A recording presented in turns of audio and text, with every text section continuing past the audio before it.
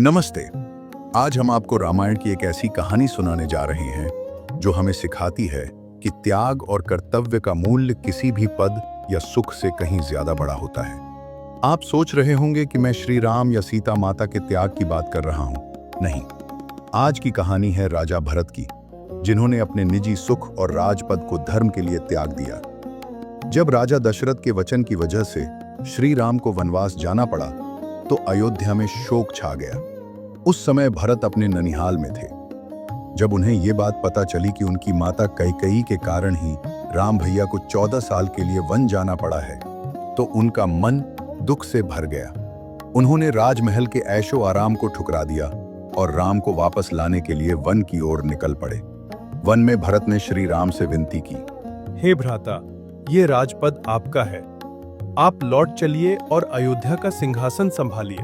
मैं आपका सेवक बनकर रहना चाहता हूँ। लेकिन श्री राम अपने पिता के वचन को नहीं तोड़ सकते थे। उन्होंने भरत को समझाया कि उनका धर्म वन में रहकर तप करना है। तब भरत ने एक अद्भुत निर्णय लिया।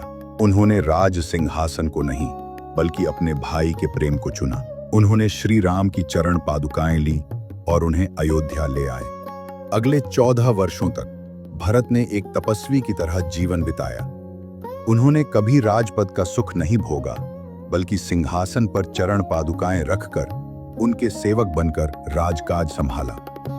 ये त्याग सिर्फ एक भाई का प्रेम नहीं था, बल्कि धर्म और कर्तव्य के प्रति एक अटूट समर्पण था। भरत ने हमें सिखाया कि असली शक्ति सत्ता में नहीं, बल्कि त्याग में होती है। उनका जीवन इस बात का प्रमाण है कि जब हमारे नैतिक आदर्शों की बात आती है तो हमारे निजी सुख का कोई मूल्य नहीं होता। तो आप भी अपने जीवन में ऐसे ही त्याग और कर्तव्य की राह पर चलें।